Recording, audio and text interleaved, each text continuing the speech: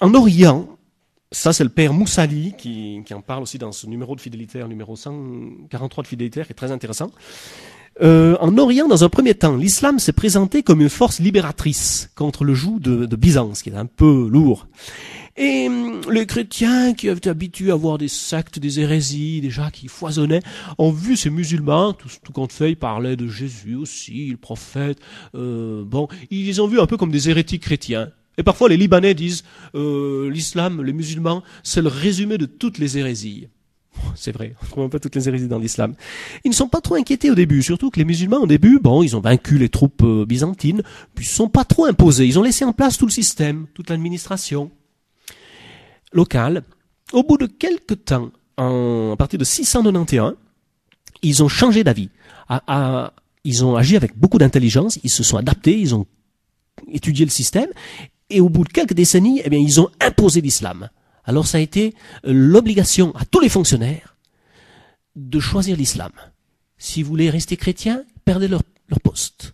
Et comme ça, les chrétiens ont été écrasés petit à petit, ils ont dû se réfugier dans les montagnes, loin des voies de communication, dans une situation économique beaucoup plus difficile, parce que tout d'un coup, l'islam s'imposait. Il n'y avait plus qu'une religion, une foi, il n'y avait plus qu'une monnaie, il n'y avait plus qu'une administration qui était l'administration islamique. Les chrétiens devenaient des dhimmis. Les dhimmis, c'était citoyens de deuxième zone. C'est un peu la tactique du coucou, si on peut dire. Il pond dans un nid et puis après il jette dehors les autres les petits oiseaux qui sont moins forts que lui et qui étaient du nid de départ. Je crois que c'est une comparaison qu'on peut prendre. Et nous dit le père Moussali, qui lui vient de ces pays islamiques, il a étudié, il a enseigné l'arabe dans ces pays d'ailleurs. Il nous dit tout pays qui tombe sous la tutelle du régime islamique ne s'en sort plus jamais. Il ne peut plus s'en sortir. Il ne peut plus s'en libérer. On entre dans l'islam, on ne peut plus en sortir. C'est un axiome historique, qui a eu des exceptions, heureusement. Il y a eu l'Espagne et la Sicile, je crois que c'est les deux seules terres qui ont réussi après des siècles, surtout pour l'Espagne, après 700 ans de guerre, ils ont réussi, par une intervention de la providence divine, à chasser l'islam au-delà de la Méditerranée. Mais les autres pays ne s'en sont jamais sortis. Et les chrétiens qui étaient majoritaires se sont trouvés dans leur propre pays, après quelques décennies, une minorité opprimée, mal vue, écrasée. Et ils ont tenu le coup jusqu'à aujourd'hui grâce aux moines, nous dit le père Moussali. Les moines qui, eux, s'efforçaient de vivre la vie chrétienne le mieux possible et d'être un point de référence très fort. Ils ont maintenu le christianisme comme cela. Il y a la pression psychologique. Là, je prends le texte d'un autre prêtre, le père Samir Khalil, qui est un jésuite né au Caire, en Égypte. Donc, il a vécu, lui, dans ce pays pendant pas mal d'années. Il nous dit ceci, pour montrer la pression de la vie concrète dans les pays d'islam. L'Égypte, il y a quand même presque 10% de chrétiens. Un des endroits où ils ont résisté le plus, au moins 5%. Dans la vision de l'islam, nous dit ce père, tout moyen est bon s'il contribue au but final qui est l'instauration de l'État islamique et l'islamisation de la société. Et alors, il y a une islamisation totale de l'école, par exemple, dans le sens où la lecture du Coran est obligatoire, même pour les enfants chrétiens. Ils doivent tous apprendre à lire le Coran. Et il parle de l'islam dans la mathématique, dans l'histoire, dans la littérature, partout. Un autre instrument, c'est l'humiliation des chrétiens. À tout niveau, même pour le travail.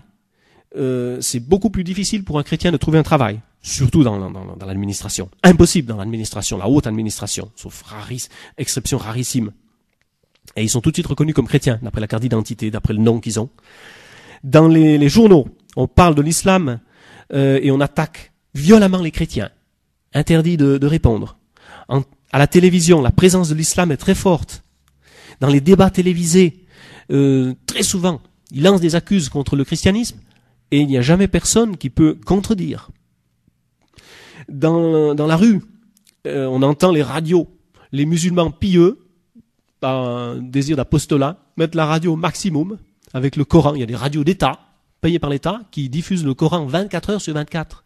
Alors le musulman met ça au maximum. Les pauvres chrétiens à côté sont obligés d'écouter ça toute la journée. Et bon, lui dit lui-même, si je sors avec une croix dans la rue, je risque d'être frappé ou injurié. Il est commun d'être insulté par les enfants. Donc une pression sociologique, une pression très très forte. Lui dit, le touriste s'en aperçoit pas. Il faut comprendre l'arabe. Il faut être du coin pour s'apercevoir de cette pression. Enfin, le touriste s'en aperçoit beaucoup moins. La pression sociale de l'islamisation est extrêmement forte, nous dit ce père. Il nous dit que c'est comparable à ce qui se faisait dans les gouvernements communistes. Il y a vraiment une parenté entre l'islamisme et le terrorisme. C'est vraiment deux totalitarismes. Il dit, ce père, que c'est un miracle que les chrétiens ont pu tenir le coup dans ces pays-là avec cette pression, avec de telles pressions. Vous me direz, c'est inquiétant, c'est vrai, mais je crois que il faut que nous sachions cela. Que feront-ils dans nos pays quand ils seront 10, 20, 30, 40% si les choses ne changent pas? Déjà des villes en France ou des coins, des quartiers où la police n'ose plus entrer. Il y a des quartiers où il y a tellement d'insécurité due à l'islam que l'État français a enlevé les impôts aux commerçants dans certains quartiers. Il dit on vous demande pas d'impôts. Bon, ça se comprend. Tous les 2-3 jours, ils se font casser la vitrine. Mais bon, c'est pour montrer le problème. Alors, je ne vais quand même pas vous laisser sur ces notes tellement noires. Il y a quand même des musulmans qui parfois se convertissent. Il faut écarter cette image fausse de l'islam inconvertissable. On a l'impression que c'est pas possible. Non. Le père Moussali, par exemple, a amené 15 musulmans jusqu'au baptême, 15 jeunes musulmans jusqu'au baptême. Il dit qu'il s'interroge sur le christianisme. Surtout dans nos pays, c'est plus facile parce qu'ils n'ont plus tout à fait le carcan social qu'il y a chez eux. Chez eux, c'est simple. Celui qui se convertit, eh bien, dans la charia, c'est prévu qu'il soit tué, la peine de mort. Ce n'est pas toujours prévu officiellement dans la législation officielle des pays. Par exemple, en Égypte, une journaliste faisait noter. C'est vrai. Au niveau de la loi officielle de l'Égypte, c'est plus prévu qu'on mette à mort le musulman qui se fait chrétien. Mais si quelqu'un l'assassine, il ne sera jamais poursuivi dans les tribunaux.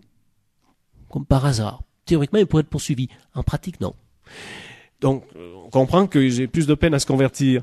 Et Monseigneur Lefebvre nous rappelait que dans ces écoles en Afrique, il admettait un maximum de 15% d'élèves qui souvent est intéressé par le christianisme, qui étudiait même volontiers le catéchisme, il voulait même se faire baptiser, convertir, il disait très peu pouvaient se convertir parce qu'il y avait la pression terrible de la famille.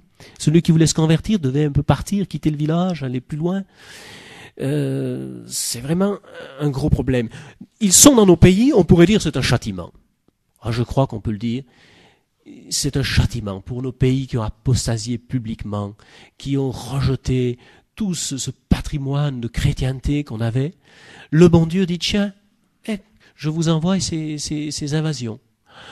Et ça, je crois qu'on peut le dire, parce que dans l'Ancien Testament, on voit la même chose. Quand Israël s'éloignait du bon Dieu, abandonnait le bon Dieu, tout d'un coup, il y avait des guerres, il y avait des invasions, il y avait des déportations, etc. Il y a une part de châtiment. Mais en même temps, le bon Dieu exerce sa miséricorde. Cette invasion peut faire réfléchir les chrétiens, dire attention, ne perdons pas notre foi, ne perdons pas notre identité. Et puis peut-être c'est aussi une réflexion pour pouvoir aider ces musulmans, ces pauvres musulmans à se convertir, à trouver la vérité. Fidélitaire donne le témoignage d'un converti, certain Simon-Pierre Kerboua, qui un jeune environ il doit avoir une quarantaine d'années, qui s'est converti au christianisme, et il dit ceci. Et il fait un constat assez dur pour les modernistes. Il dit « Je me souviens d'une conversation avec une religieuse qui dirigeait une école fréquentée aussi par des musulmans en France. Par une prétendue charité, elle supprimait la prière chrétienne de la vie scolaire. » Comme on a vu ces derniers temps en Italie, ils ont commencé à enlever les crucifix dans certaines écoles en disant attention, il y a un musulman peut-être qui sera pas content avec ce crucifix. Le musulman n'avait même rien demandé en fait souvent. Donc on supprime la prière par une prétendue charité. Elle privait ses élèves d'un bien, dit ce converti. L'un de mes neveux musulmans, qui est en pleine dépression mystique, a émis cette remarque terrible après son entretien avec un prêtre. Les chrétiens possèdent la vérité, mais ils ne veulent pas la partager. C'est vraiment grave. Tous ces prêtres et religieux payeront un jour leur démission, dit encore ce converti. Même s'ils ne le savent pas, beaucoup de musulmans attendent la vérité. Et c'est à ce niveau des rapports personnels que les prêtres ont un rôle à jouer. S'ils aiment la vérité, ils doivent la faire partager à tout prix. Cela devrait être le prolongement naturel de tout chrétien. Croyez-moi, plus d'un musulman vivant ici s'interroge sur le christianisme. Voilà. Donc, il y a quand même quelque chose qui se passe chez eux. Il ne faut pas les voir comme un bloc monolithique qui écrase tout sur son passage. Oui, il y a de ça. Mais le Christ vaincra. Les portes de l'enfer ne prévaudront pas. Alors, il faut que nous soyons pleins d'espérance. Il faut que nous prions le bon Dieu de nous aider dans cette situation. On voit cette invasion de l'islam qui augmente. Bien sûr, il faut que nous prions pour nos hommes politiques, qu'ils fassent quelque chose aussi, qu'ils freinent cette invasion, qu'ils mettent fin à cette invasion, qu'ils sauvent la chrétienté. Mais il faut prier aussi pour notre fidélité à nous. Si les chrétiens étaient restés bien fidèles, on n'en serait pas arrivé là. Si les chrétiens n'avaient pas démissionné, n'étaient pas tombés dans l'indifférence, on n'en serait pas là. Il faut que nous soyons vraiment témoins de la foi.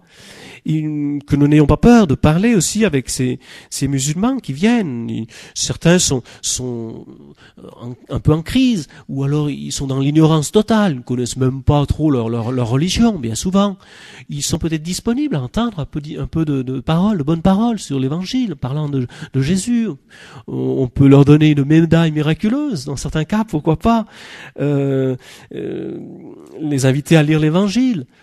C'est pas dit qu'il y aura des résultats immédiats, mais enfin, il faut pas que nous ayons une attitude de démission, une attitude de désespoir, tout est perdu, tout est fini, on est foutu. Non, pas du tout. La Sainte Vierge est toujours là, le bon Dieu est toujours là. La Sainte Vierge qui nous a défendus à Lépante, à Vienne en 1683 et partout, elle est là toujours pour nous défendre et nous aider à faire la reconquête. Et là, on a l'exemple des Espagnols qui ne sont pas découragés. Ils étaient écrasés sous la botte islamique et ils ont fait vraiment 700 ans de résistance et de reconquête et petit à petit ils ont vaincu. Le bon Dieu les a d'ailleurs récompensés parce que la même année qu'ils ont